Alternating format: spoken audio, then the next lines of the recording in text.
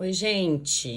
Continuação aqui da nossa terceira parte, né? Do nosso livro, O Cavaleiro Preso na Armadura. Tá aqui meu livrinho que eu falei pra vocês, né? Eu não encontrei esse livro em português, então eu tive que comprar ele em francês. Eu achei ele ainda mais lindo, né? Nada contra o nosso idioma, a nossa língua, né? O português, mas ele em francês teve um significado todo diferente para mim. Mas não deixe que isso seja um empecilho para vocês e se você tiver dificuldade aí, dependendo de onde você esteja no mundo, de encontrá-lo em português, né? Busque em um outro idioma que você conhece, que com certeza ele vai agregar muito valor na sua vida, porque vale muito a pena ler. A gente parou no Castelo do Silêncio, né? Quando o cavaleiro entra no Castelo do Silêncio, que ele encontra com o rei e que ele tenta de todas as formas, né? Seguir o caminho junto com o rei. E o rei fala para ele que não, que cada um tem o seu caminho. E depois de fazer o discurso pro cavaleiro, né? Ele encontra a sua porta, né? E abre a porta e vai. E o cavaleiro fica sozinho. E é muito interessante quando ele fica sozinho, o desespero que ele sente, né, de estar sozinho. E o desespero do silêncio, porque ele nunca tinha ficado só consigo mesmo, né? No silêncio ali de não ter alguém para discutir, não ter alguém para conversar, não ter nenhum tipo de barulho exterior, né, ao redor, porque ele olha para o fogo e se dá conta, o fogo da lareira, que nem o fogo fazia barulho. Normalmente, quando a gente, né, coloca uma madeira para queimar ali, o fogo ele faz, né, aquele barulho, aquelas mini explosões. Então, ele se dá conta que nem o fogo tinha barulho naquele castelo, naquela sala do silêncio, né? E é nesse momento que ele está só que ele se dá conta também de que ele nunca usufruiu da vida, né? Ele decide se sentar ali de frente ao fogo e começar a olhar para aquele fogo que não fazia barulho e ele começa a pensar, né? A refletir consigo mesmo, que é algo que ele também não tinha o hábito de fazer, né?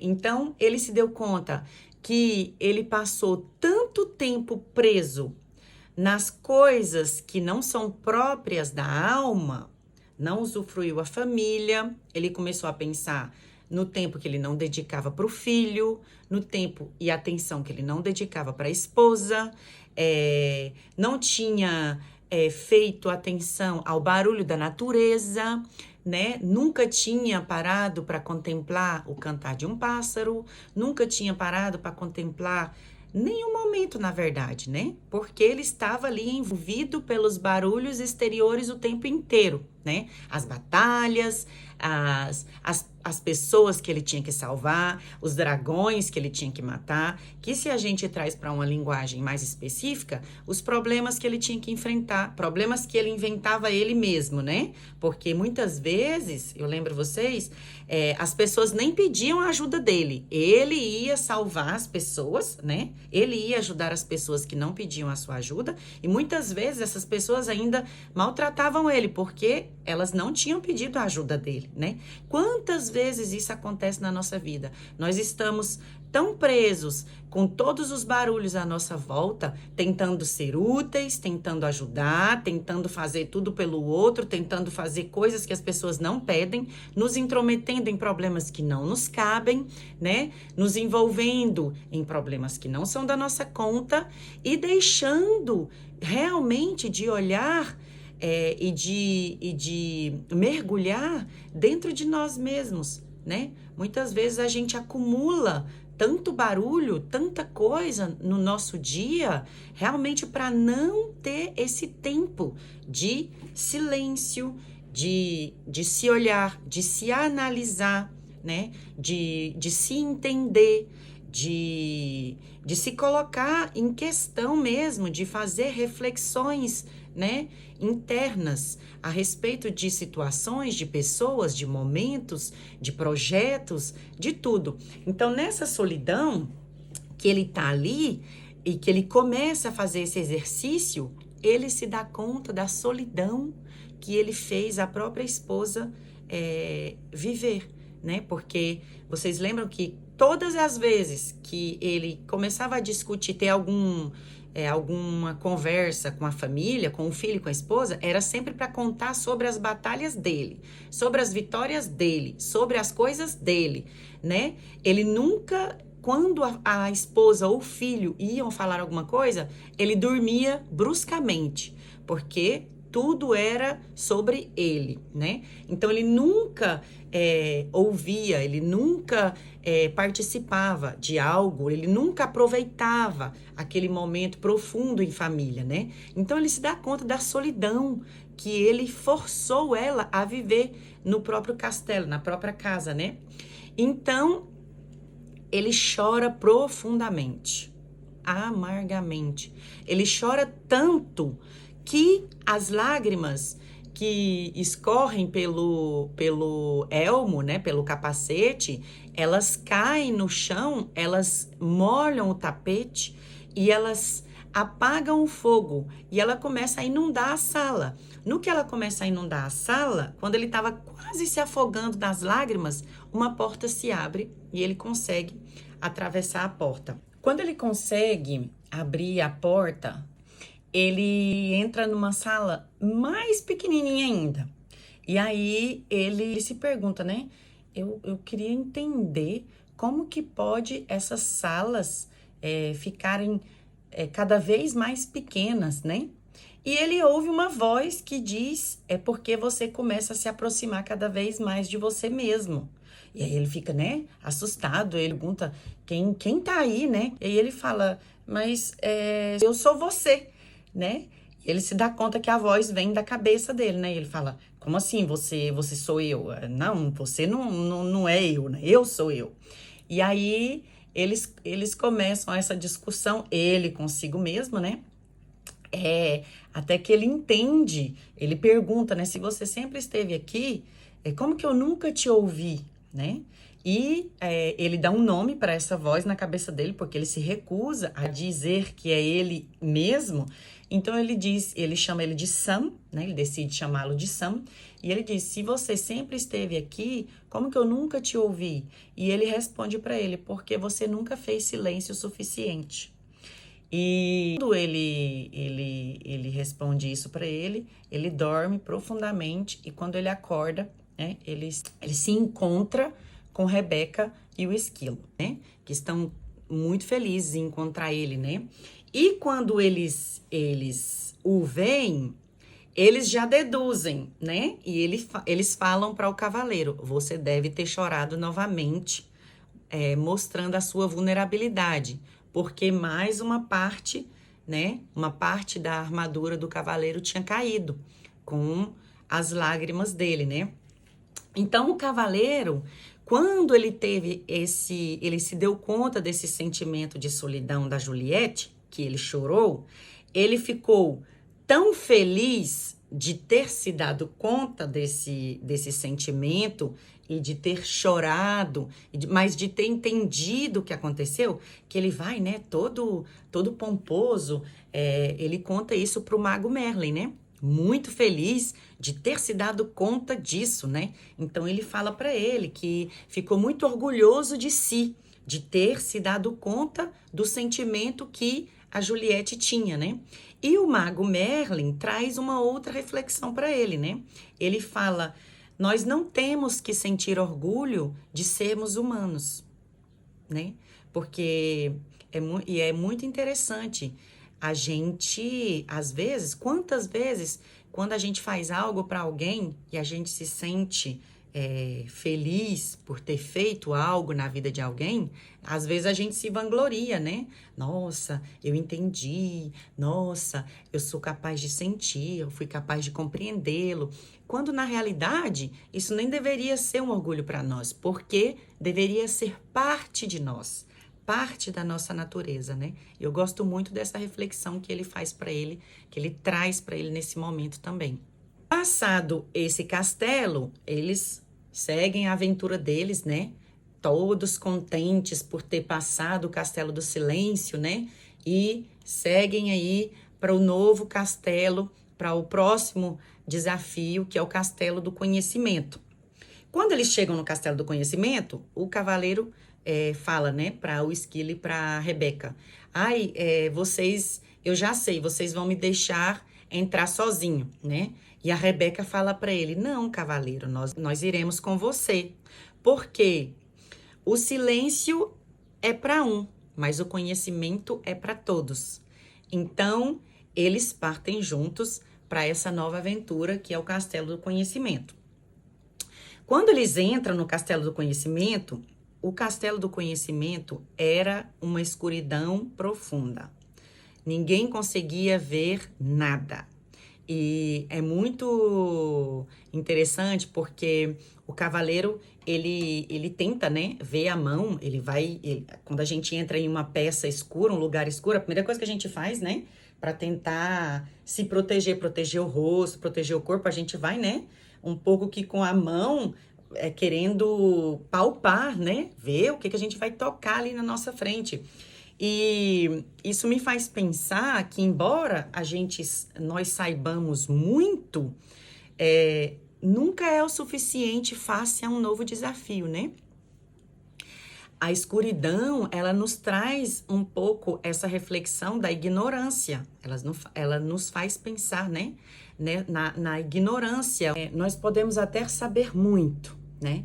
Mas sempre que a gente vai fazer face a um novo desafio, a gente vai se dar conta que, independente do quanto nós sabemos, tudo será novo. O nosso conhecimento não nos servirá de nada, porque, face a um novo desafio, devemos ter novos conhecimentos, novas habilidades, né? Então, essa questão da escuridão me traz essa reflexão sobre essa ignorância, né?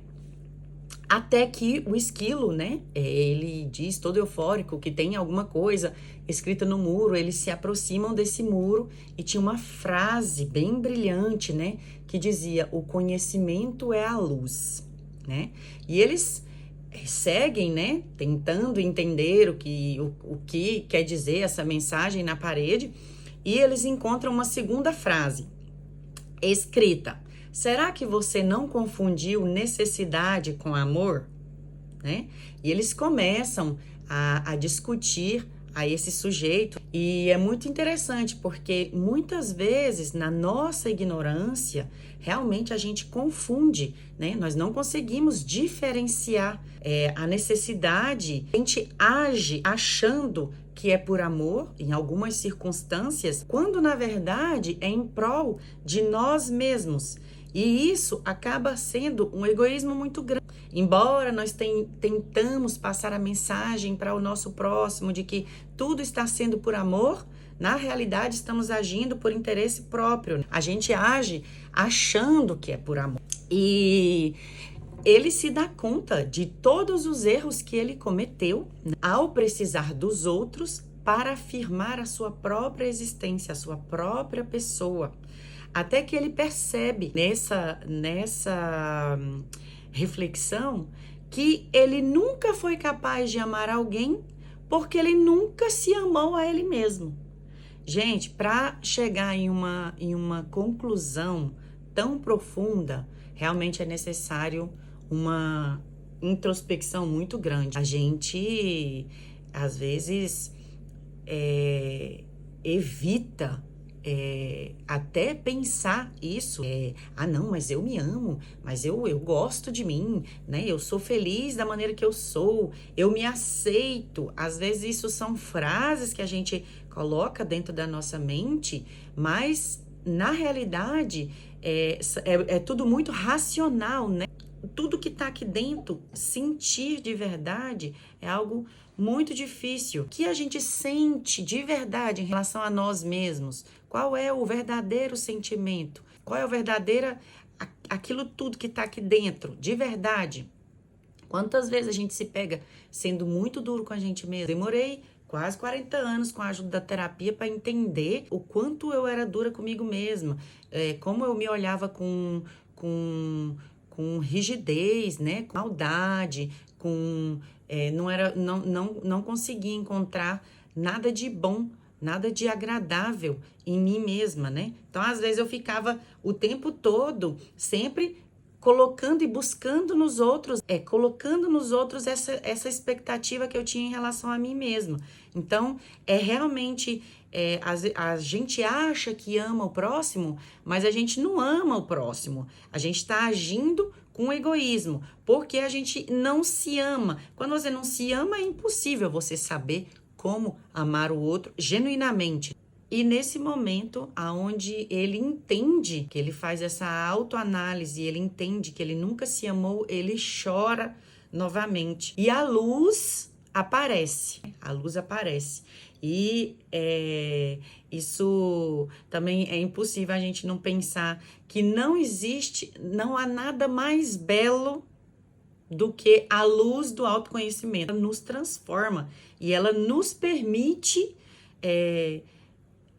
começar esse trabalho de realmente fazer o autoconhecimento, buscar se entender, buscar se conhecer, saber que para começar a se amar é necessário se encontrar consigo mesmo. É todo um trabalho. Então, eles encontram um espelho. O Esquilo, a Rebeca fala para ele, vem aqui para você ver esse espelho que a gente encontrou. E ele fala, eu não gosto muito de espelho não. E a Rebeca fala, esse espelho, ele não é um espelho qualquer, não é um espelho normal.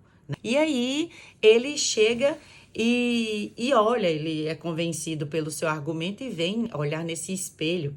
E é muito interessante, porque como ele tinha uma imagem de si, mais uma vez, que ele era muito duro consigo mesmo, ele tinha uma imagem de si, quando ele chega de frente para aquele espelho, ele, ao invés de ver aquele homem feio, sofrido, dentro de uma armadura, ele vê alguém charmoso, cheio de vida, com olhos brilhantes, cheio de compaixão e amor. Mas ele se recusa a acreditar que é ele mesmo, e ele pergunta, se esse é o meu verdadeiro potencial, por que procurei toda a vida e não encontrei? E aí o Sam, né, que é a voz inconsciente dele, né, a voz inconsciente dele responde, porque você colocou uma armadura entre você e os seus sentimentos. No início, ela era invisível, mas ficou tanto tempo com você que se tornou visível. Por isso você não alcança os seus sentimentos. Por isso você não consegue encontrar esse verdadeiro potencial, não consegue sentir, porque ele colocou a armadura para se proteger. Então ele entende que tudo que ele sempre buscou estava dentro dele e que ele só precisava tomar posse disso. E isso é muito lindo, né? Quando a gente entende que a gente faz esse exercício do autoconhecimento e se dá conta da pessoa que a gente realmente é, se olha não só as qualidades, né? Que a gente sabe que a gente não tem só qualidades, mas que a gente se dá conta realmente de todos os sentimentos, do porquê muitas vezes agimos assim, mas sobretudo como não agir mais de certa maneira, muito libertador. E a gente consegue, né, realmente fazer essa mudança com relação a muitos sentimentos relacionados a nós mesmos. Essa maneira de nos enxergarmos, essa maneira de nos amarmos. E a luz, quando a luz aparece, que tudo se clareia, eles se dão conta que a sala que eles estavam do castelo, na realidade era uma sala só, muito grande, muito ampla, não tinha separações, não tinha divisões. E é muito interessante também, porque isso também traz a reflexão que o conhecimento, ele é uma única verdade, né? Ele não tem separação. E sempre que nós começamos a separar as coisas, a gente está se afastando da verdade, porque a verdade ela é uma só e todas as coisas nos revelam um aspecto da verdade. Então, quando eu coloco separações, eu começo a separar as coisas, eu me afasto da verdade. Então, o esquilo, ele chama todo mundo, né? Porque ele descobre algo e eles correm, né? Tinha um jardim, vamos dizer assim, no castelo, e eles se dão conta, uma macieira enorme, completamente cheia de frutos, muitos frutos.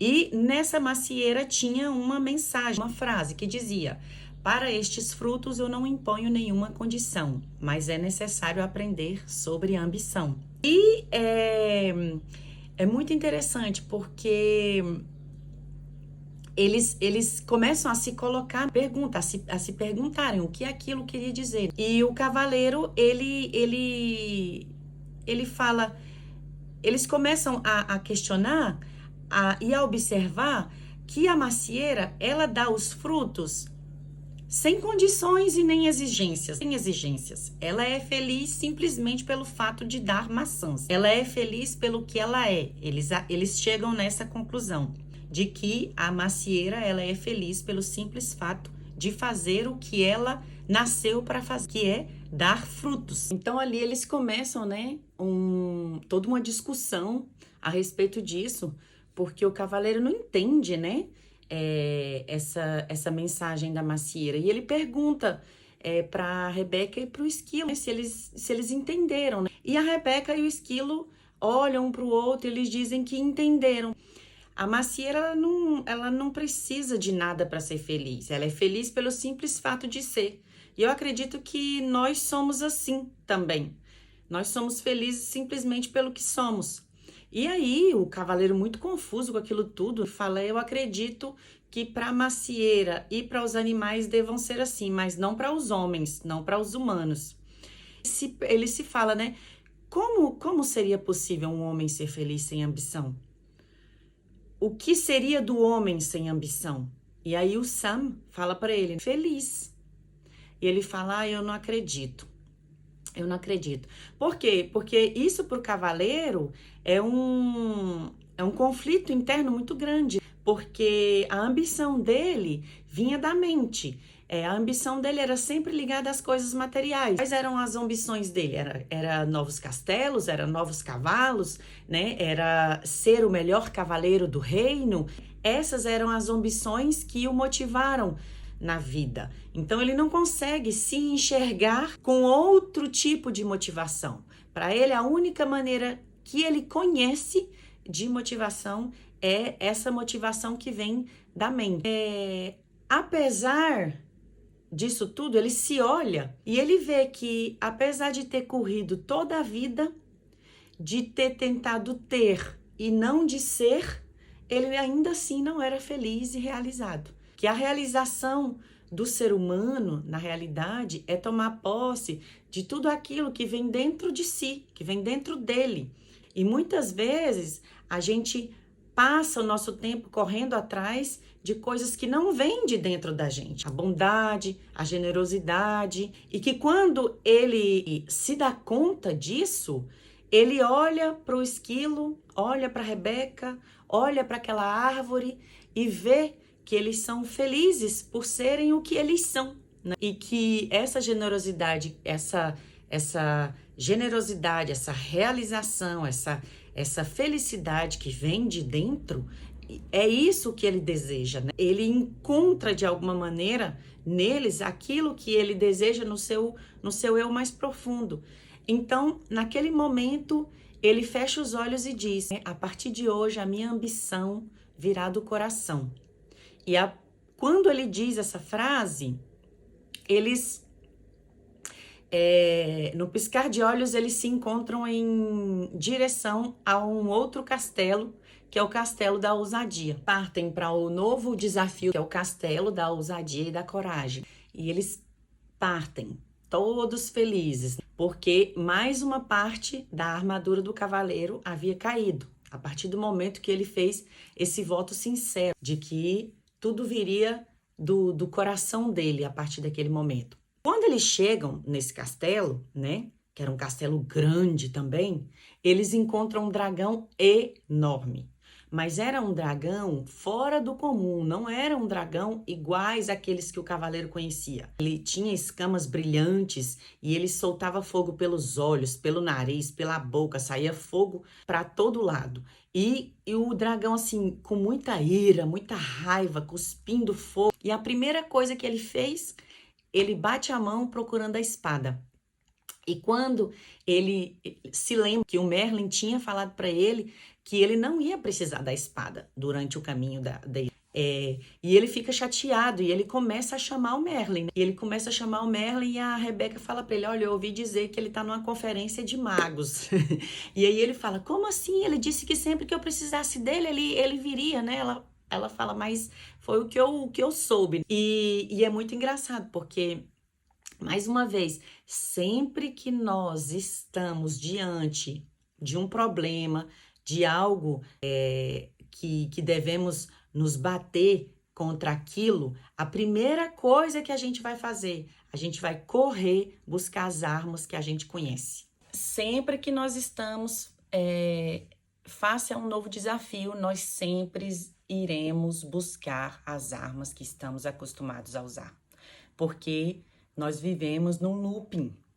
Quanto a gente não percebe que nós agimos do mesmo jeito, agimos sempre da mesma forma e não buscarmos esse autoconhecimento, sempre vamos agir em círculos. Todas as situações que vão se apresentar como desafios, a gente vai buscar sempre aquelas armas que nós já estamos acostumados. Isso pode ser a explosão, pode ser a violência, pode ser a ignorância, pode ser maltratar, pode ser vários comportamentos que nós temos face a um novo desafio, um novo problema que nós temos que enfrentar. Então, essa reflexão é interessante. Quando ele bate a mão ali na espada, procurando a arma que ele era acostumado a utilizar, sempre que ele estava diante de um desafio, que naquele caso era matar o dragão, ele vê e se dá conta que ele não tem mais aquela arma, porque ele foi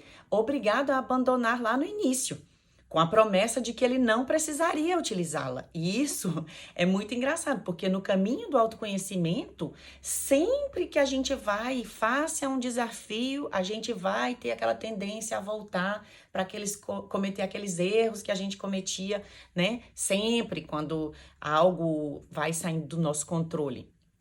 E é normal durante o processo, mas é muito importante estar atento a essa maneira de agir, esse comportamento repetitivo. Então, ali diante deste dilema que o cavaleiro vive com a Rebeca e o esquilo, diante desse dragão tão violento que está o afrontando o tempo inteiro, né? Porque ele debocha, acontece várias coisas interessantes durante esse duelo, vamos dizer assim. O cavaleiro percebe que o medo e a dúvida são ilusões e que não pode matar aquilo que ele é. Porque o dragão, lembrando mais uma vez, ele é o medo e a dúvida. Então, ele vem colocar, né, a dúvida e o medo na mente do cavaleiro. Sempre falando para ele que ele não é capaz, que ele vai matar ele, que ele é um fraco, que ele... Sempre trazendo à tona comportamentos que o cavaleiro tinha antes. Então, ele se dá conta, durante essas tentativas de afrontar o dragão, ele se dá conta de que a dúvida e o medo são ilusões e que, na realidade, ele lembra de tudo aquilo que ele aprendeu sobre ele mesmo durante o caminho, né, da verdade, até chegar naquele castelo. Então, cada vez, a partir do momento que ele se apropria dessa verdade, cada vez que ele caminha em direção ao dragão, o dragão vai diminuindo de tamanho e vai perdendo a sua força, até virar uma fumacinha azul e desaparecer. Então, ele fica muito feliz, Merlin aparece, ele explica para ele todo o significado, né, daquele momento que ele enfrentou, que ele passou, e ele fala para ele que ainda não acabou, né, porque ainda faltava um pedacinho para ele chegar até o pico ali do caminho da verdade. E ele vai avançando em direção a este pico, e até avançando, até chegar num momento, num lugar ali onde ele não tinha mais como passar. O caminho tinha ficado tão estreito que a única maneira era se pendurar numa rocha, uma rocha muito grande, como se fosse uma parede mesmo, e ele se pendura ali até que os dedos começam a sangrar né? E ele não consegue mais passar e ele vê algo escrito naquela rocha.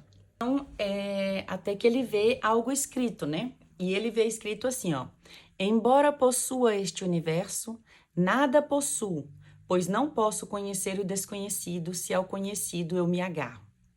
Ele já tinha, olha que interessante, ele já tinha entendido que ele possuía todo um potencial. Ele já tinha entendido isso. Mas na realidade, ele não possuía nada. Porque ele ainda estava apegado a muitas crenças, a muitas coisas, muitos pensamentos, muita influência, né? Que tinha enraizado na sua mente, né? E opiniões, condicionamentos do passado, lembranças, né?